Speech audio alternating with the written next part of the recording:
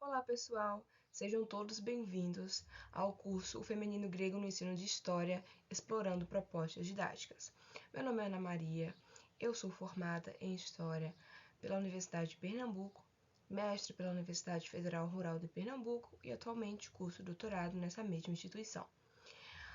Antes de dar início aos conteúdos desse mini curso, eu queria... Bom, pessoal, antes de darmos início às aulas, queria apontar para vocês um pouco do roteiro do nosso curso.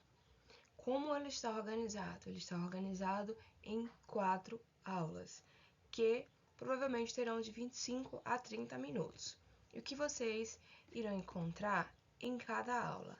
Nessa primeira aula, vocês irão encontrar o panorama mais contextual e introdutório da temática. Na segunda aula, nós iremos debater duas personagens importantes, quais suas manifestações através das fontes primárias.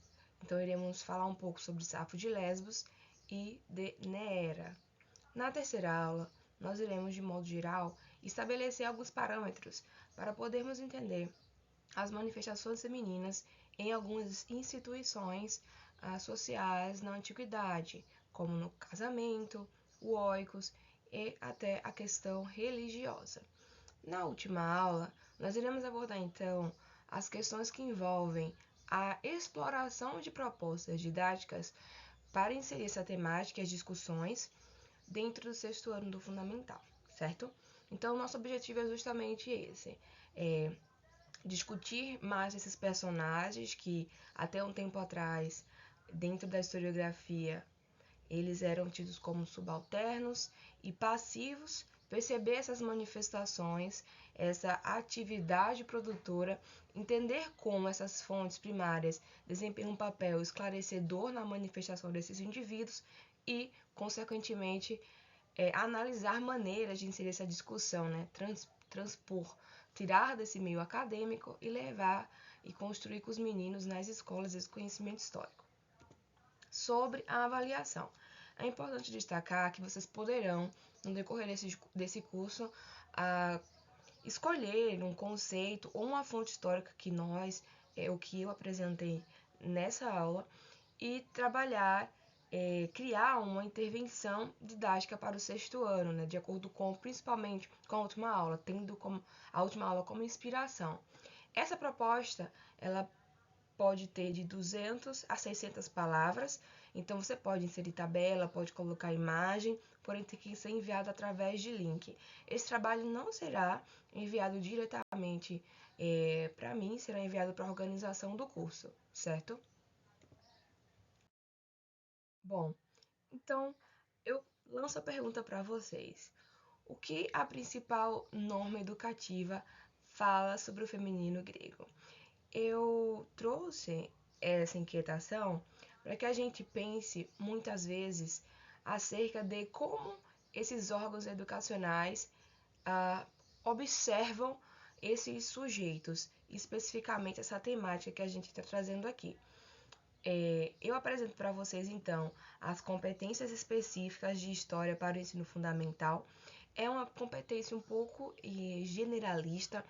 De modo geral, ela aponta a tentativa de buscar compreender as manifestações, sem com isso especificá-las.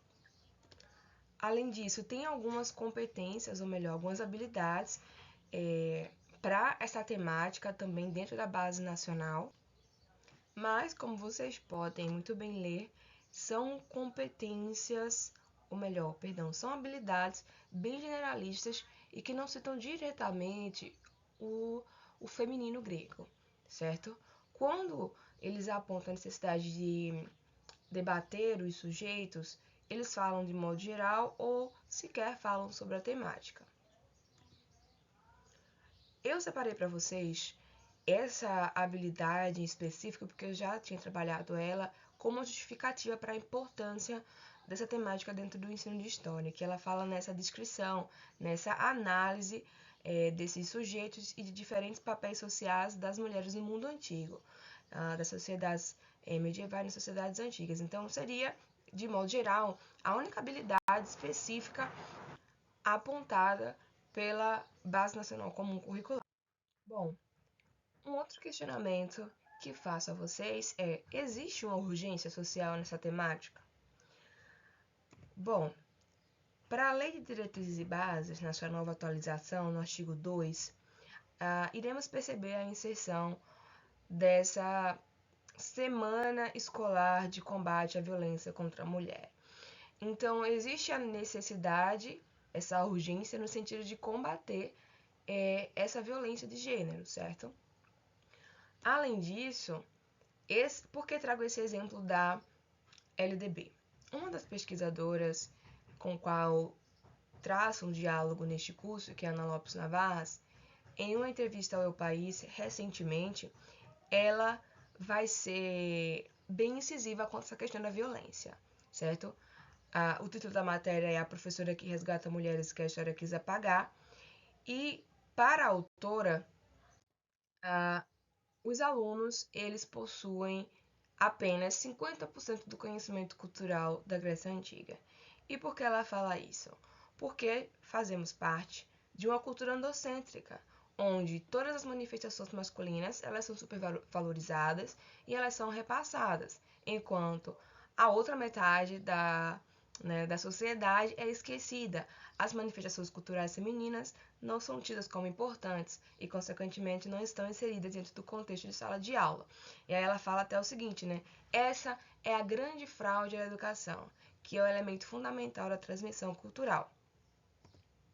Porém, temos ainda outra grande questão que conversa justamente com esse artigo 2 da LDB. Para a autora, a ausência das mulheres nesse ensino de história gerará 3 consequências para o estudante.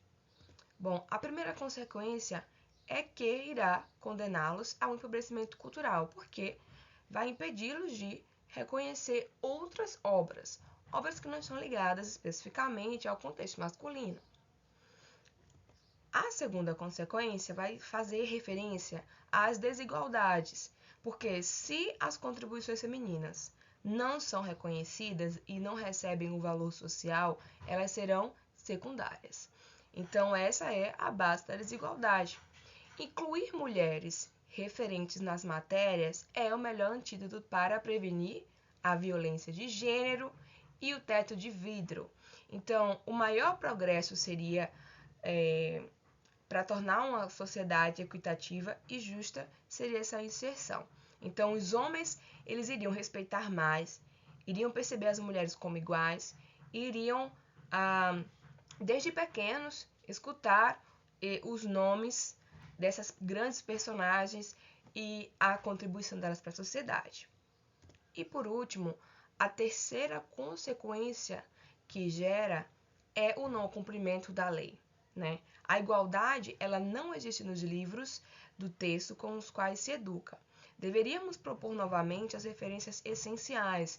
O sistema educativo fica muito afetado por essa omissão e é preciso formar os professores para que tenham em conta o conhecimento e a participação das mulheres em cada disciplina.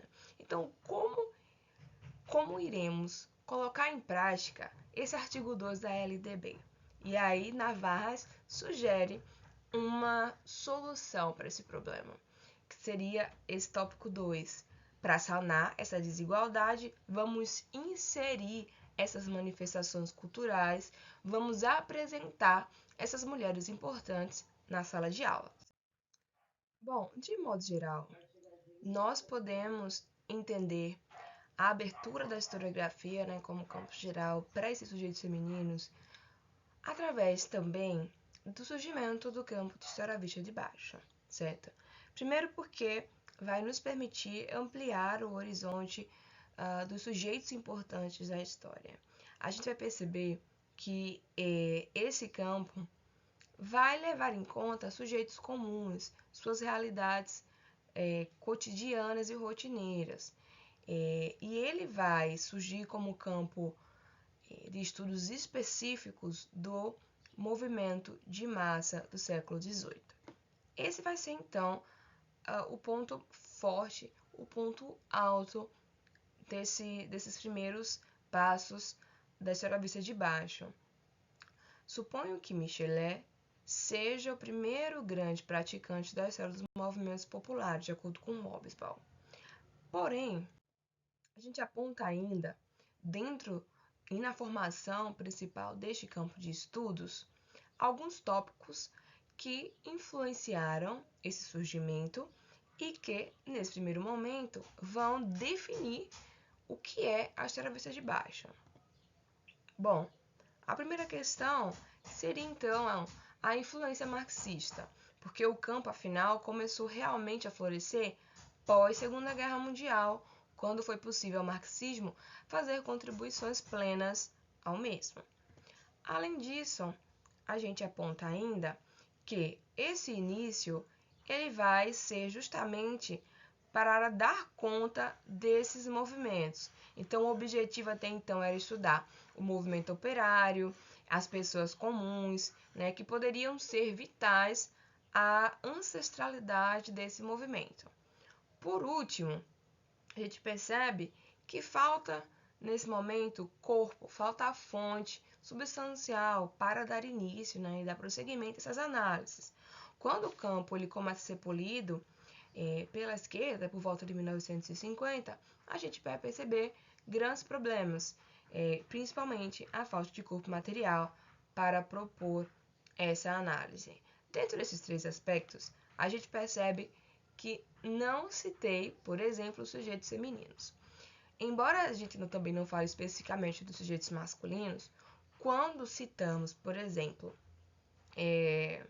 essa questão dos movimentos sociais e do movimento operário, não temos especificidades ligadas à nossa temática. Uma grande crítica, todavia, é para Gramsci, que é um dos pensadores da história vista de baixo e que vai atrelar o feminino muito ao campo dos costumes, né?